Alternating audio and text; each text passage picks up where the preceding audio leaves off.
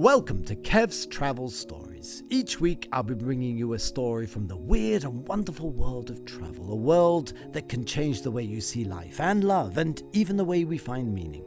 Places that are iconic and sometimes surprising and even terrifying. So sit back and enjoy while we go on a magical mystery tour together.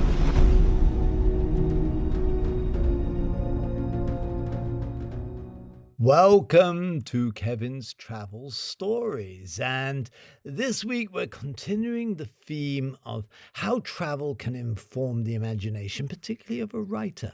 So if you're interested in writing and you've ever wanted to write, travel can give you absolute riches. Diamonds, gems, priceless experiences. And I'm going to describe one which really inspired me in many ways to write a complete novel where this theme, this location is central. Let me bring you down a staircase first. And imagine the scene. It's narrow and it's cold and it leads beneath one of the most beautiful houses in Europe.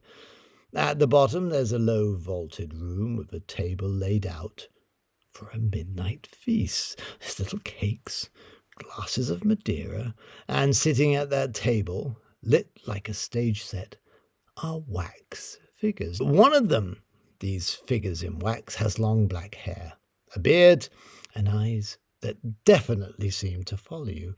And standing in that cellar one fine morning in St Petersburg, Russia, the hairs on the back of my neck stood on end, because in this very room on a December night at the end of 1916, a group of aristocrats murdered Grigori Rasputin, and though I didn't know it yet, something followed me up those stairs and never left.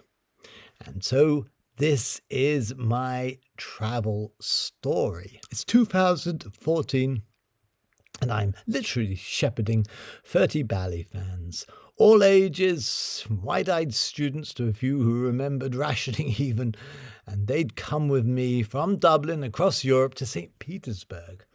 The prize at the end of this journey, of which I was the guide, and it was one of the most extraordinary journeys I ever took, and I loved being a guide because I was taking them to the legendary Mariinsky Theatre. Now, for a man who spent his younger years in ballet, who danced professionally, who shared a stage at one stage with Rudolf Nureyev himself, walking into the Mariinsky is walking into the Holy of Holies. This is the house of the Kirov, the stage that gave the world Pavlova, Nijinsky, Nureyev himself, Makarova, Baryshnikov. It also gave us the great ballets with Tchaikovsky and Petipa, the Swan Lakes, the Sleeping Beauties and Nutcracker. It's unbelievable.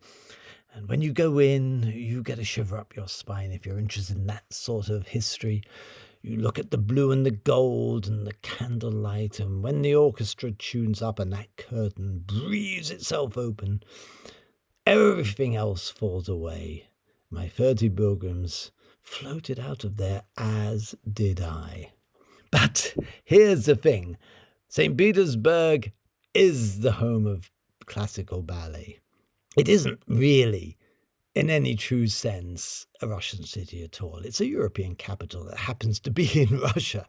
Peter the Great willed it out of the freezing marshes in 1703 at a terrible cost in workmen's lives, it has to be said, precisely to be his window on Europe, as he described it. He had toured Amsterdam and London and came home determined to build their equal, and for 200 years this was the capital of the empire. He had Italian architects, French manners, German engineers. There were canals everywhere.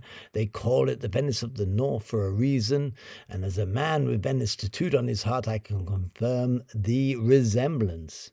And the Hermitage alone, which was former the Winter Palace, the winter retreat of the Tsar, the Romanovs and their families, it holds, now have a guess, how many works of art? 1 million, 2 million, 3 million? Yes, you're right, 3 million. You could visit every day for years and never see it all. As an old art history student myself, I had to be physically escorted out at closing time. It's just too much. The Rembrandts, the Titians, the Leonardos, oh my goodness me, don't get me started. The palaces come in numbers that stop making sense. Along every canal, another candy-coloured facade.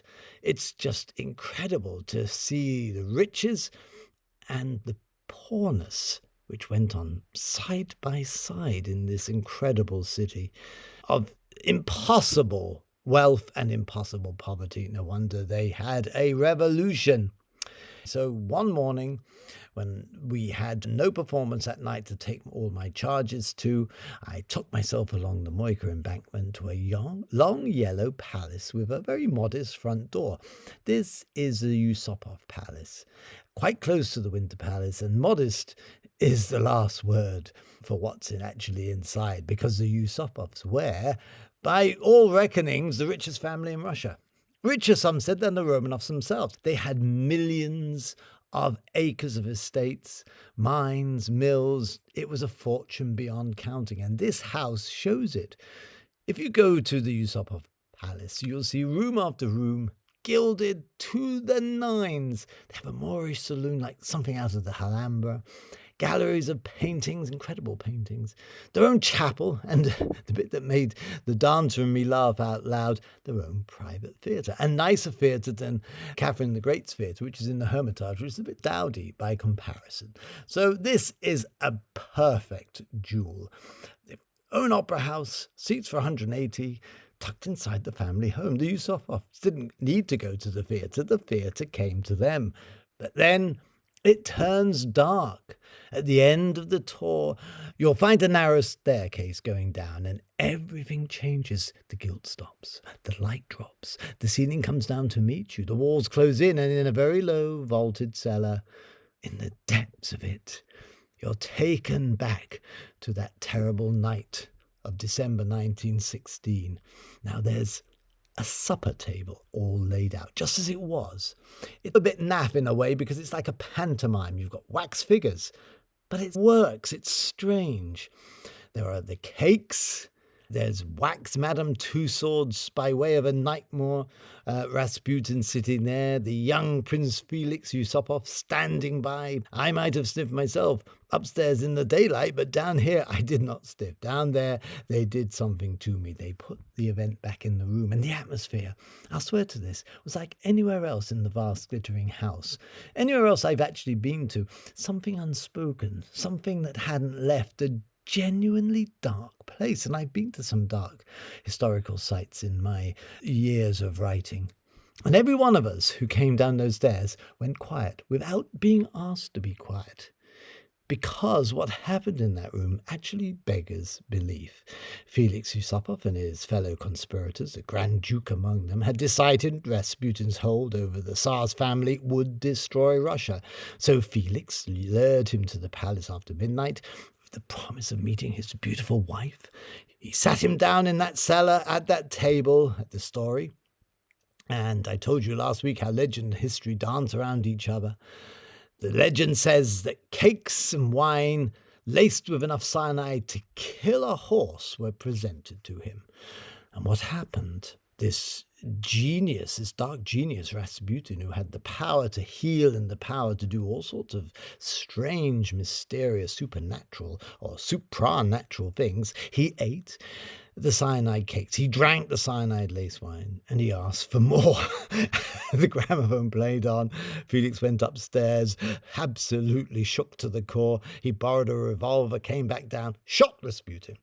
They laid him out on the floor, and then, now this detail has chilled every listener since. The dead man opened his eyes, he got up, he chased Felix up the very stairs he'd come down, out into the snow of the courtyard, where the others shot him again and again. And it is said that when the body was eventually pulled from the icy Neva River nearby, where he'd been thrown into, that even there it seems that he was breathing under the ice. Now, Some people, some historians will tell you the cyanide, and they never have been there at all. The legend grew up in the telling because Felix had to leave in a hurry when the revolution came. He left all his billions and hundreds of billions by today's standards behind. He was as wealthy as Elon Musk. And he lived out on this story for 50 years. Felix fled Russia with 2 Rembrandts and a pack of jewels, hoping to go back the following year. Never happened. Anyway, I am back in the cellar. The hairs on my necks are prickling. And I want to tell you what happened next. There was no sort of bolt of lightning, but the secret of the sacred spear, which was to be a masterwork that I've been involved in the latter part of my life, wasn't even in my head yet. But a seed went into the ground in that cellar, the kernel of it. A holy man who would not die, a family of unimaginable wealth, a freezing city on the edge of catastrophe. It all lay in the quality, in the dark, waiting. And my novel, when it finally came, has 2 birthplaces. And one of them is St Petersburg, and the other is this cellar. Mere weeks after Rasputin died, the Romanov dynasty, as Rasputin had predicted, collapsed. He predicted his own death, and he predicted the fall of the Romanovs if he was murdered, which he was. And revolution came, then the Bolsheviks, then civil war, then communism, and a century in which Russia has staggered from one totalitarian shadow to another. So did one murder in a cellar cause all that? I don't think so. I think the avalanche was already moving, but standing where the first stone dropped, you feel how history hinges on rooms like this one, and that, for me, is the whole case for travel. Books tell you what happened, but a place lets you glimpse the impossible past, lets you stand inside it for one shivering minute before you climb back out into the daylight and the gift shop. But I'll tell you the truth. Of everything I saw in that magnificent city, it's the cold little room under the Yusupov Palace that has never quite left me, Europe's darkest cellar. If you go to St. Petersburg, go down those stairs, but mind what follows you back up.